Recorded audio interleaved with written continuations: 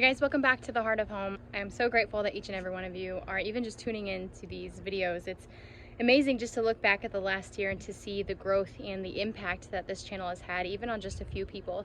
And so thank you, because if it wasn't for you guys watching this right now, there are people around the world who wouldn't have been blessed by the information I'm trying to share with y'all. So thank you guys for being here. You guys truly are family. On that note, if we're talking about family, I'm gonna be honest, it's been a pretty crappy day for me. Our family has been walking through 4 years of unknown secondary infertility after having a completely healthy and successful first pregnancy as soon as we were married.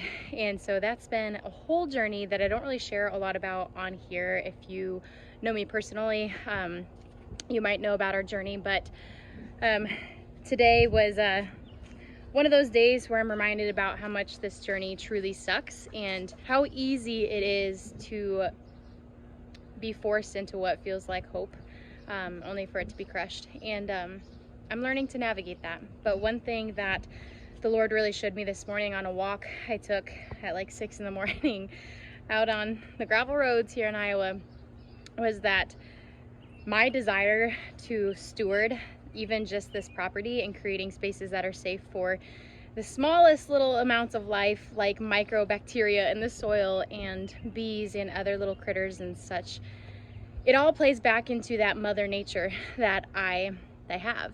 I should say mother nurture, not mother nature, but the mother that I am in my heart. I just had this moment of reflection that reminded me that homesteading, this lifestyle of homesteading, it reminded me that motherhood isn't just having to do with biological children. I guess this really isn't public information yet, but it's not like we're intentionally hiding it, but we are getting into fostering with the hopes of adopting a child that needs a forever home. But more than just being a biological mother, a physical woman, a mother. I'm a mother to this garden. I'm a mother to this yard. I'm a mother to the future plans that I have with chickens and, all these dreams and these hopes that I have for this suburban homestead. And the Lord just reminded me this morning that I may not be a mother to as many biological children as I would love to be right now, but I am a mother to all of this. And it just encouraged me to continue to learn more, to continue to stay hungry and motivated, and just educate myself and become comfortable in the uncomfortable, because it's in those places that we grow. We've actually got quite a storm coming in. If you can kind of tell, like up in the clouds, you can see it's kind of all over the place. It's just kind of scattered. So my plan for the garden before this rain hits, which I did actually just go harvest some elderberry out in the woods, because I wanted to get that before the rain and the heat hit it and it started to bloom. I've got a couple spots where I pick elderberry flowers, and then a couple spots where I go back and harvest the actual elderberry. So I should say elder flowers. They're not technically elderberry flowers, they're elder flowers. But on that note, I've also got lots of radishes that are saying, help me, it's too hot. So they're going straight to seed, or as what you've probably heard called bolting, when a cool weather crop like radishes, beets, a lot of things like root vegetables, primarily carrots too, when it gets too hot and too humid, they immediately go into just reproducing their seed. And so they stop putting their energy into the root, which is the radish or the beet or the carrot that we eat. And so I'm just kind of letting these guys go. I have seen videos and have some friends that have harvested the radishes when they've matured, and they said it tastes just like a radish. So I'm kind of curious. That doesn't even look like the other radishes. That's definitely a different variety. But I'm kind of curious to see what these will end up doing. So I'm just going to let them take the space for now. I do actually have some beets over there. So anywho, oh, and look. Oh, I should harvest that. I'm gonna go ahead and pick this, because if you see there, it is splitting, which makes it susceptible to pest damage. So got a nice little kohlrabi here that I'm gonna add to dinner.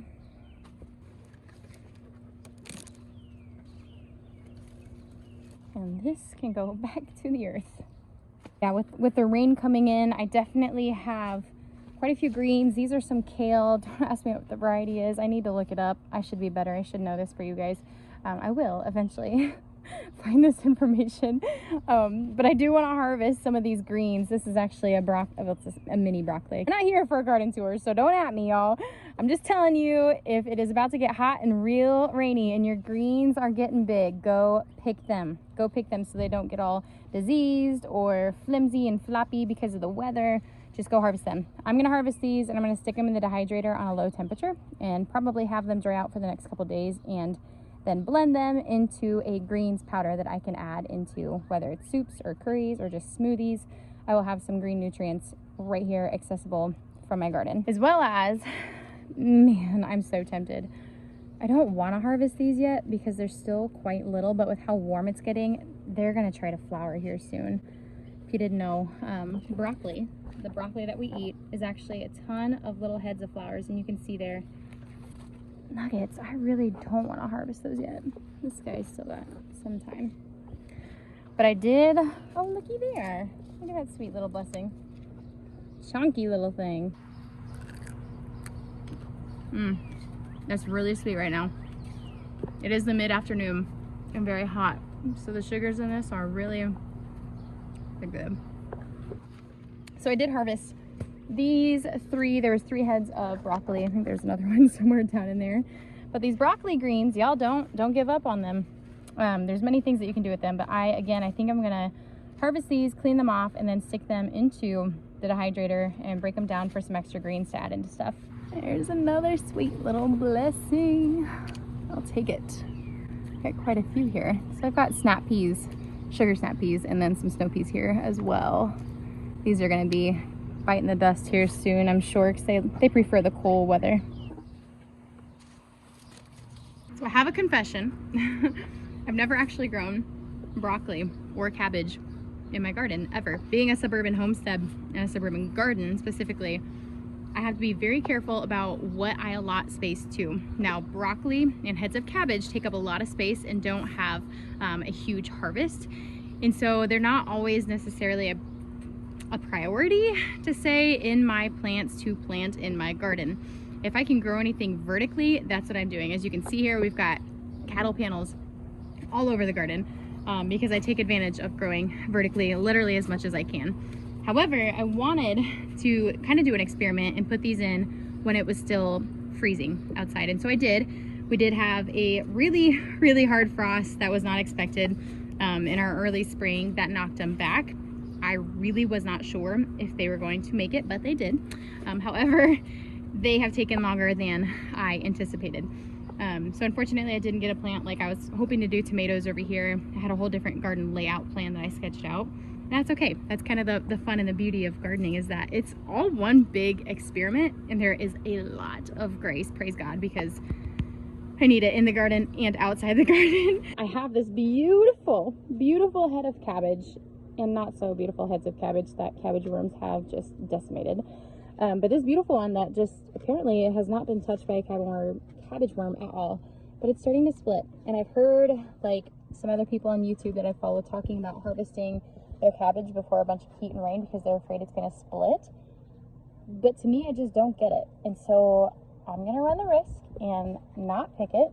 And I guess you guys will just find out the results in the next garden tour, because that'll be right around the corner as well. What advice have you been given if you've grown cabbage, especially if you've grown it in Zone A here in Iowa in the Midwest? What advice have you been given that you found helpful or not helpful? To have the resiliency of a head of cabbage. That is my goal. That's my goal this summer. I gotta show y'all. I am a sucker for, not this one, but for volunteers.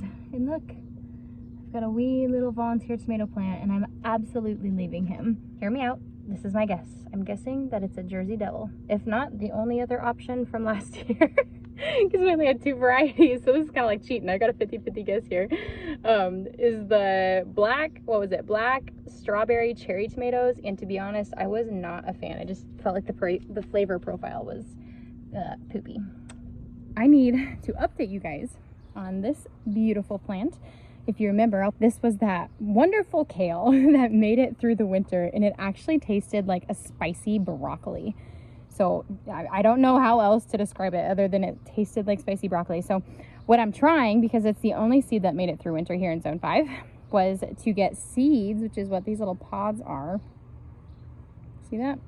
Kind of look like really small green beans. There you go. That's about as focused on it as it's gonna get. And then harvest these seeds and replant it. I also need to do some Google checking to figure out which variety this was. If you guys recognize it, please let me know. I've got my tomatoes trellised now, but this is gonna be the beautiful wall of tomatoes this year. I think I've got 8 to 10 different plants on here, 4 different tomato varieties. Some of my favorites, some brand new. Actually, yeah, my top 2 favorites are gonna be planted on here. Weeds on weeds, but also some wonderful okra. So apparently, lightning bugs are becoming less and less of a thing. I don't know if they're considered an endangered species, but my husband was saying something about that the other day. So again, that's another thing. If you have any information on this, this is a community here. I'm sure I'm not the only one wondering why they don't see a gazillion fireflies outside like they used to in their childhood. It's so funny watching Silas run around the yard, which he's also trying to dodge poop bombs because there's always some. I can't stay on top of them every single day. But he's running around the yard just like focused so intently into the darkness because he's trying to find the firefly that he just saw, you know, blink. But it's so difficult for him to do and he gets frustrated. But when he catches one, man, is he excited. All right, little buddy, we really like you, so you can live here forever. Just stay out of my lettuce while I'm trying to harvest it. If you haven't seen in previous videos and you're wondering, well, what the heck is that plant? It is spinach. You might recognize like this size leaf. However, it bolted the other day. And again, I want to save some of these seeds. You can see them on here.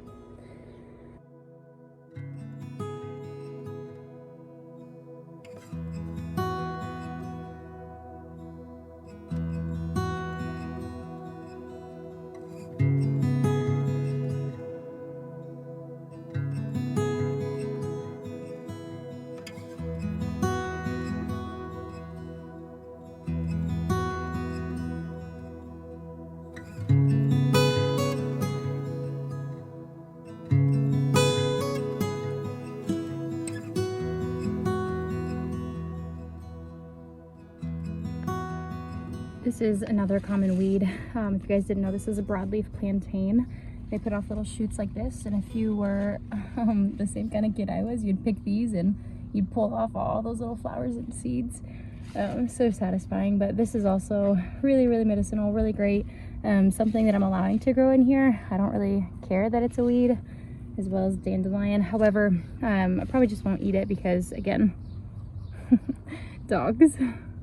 Broadleaf plantain is probably one of the most accessible wild medicinal weeds that I go for whenever I'm out and about and I get like a bug bite or a sting. I'll make like a poultice where like I put some in my mouth, chew it up with my saliva, spit it back out and put it on there. It helps take away the itch, the redness, and the inflammation. Should have bought a bigger basket from Goodwill. My last one broke, so I found this one and I thought that would do. And it's certainly doing the job, but just not the big jobs.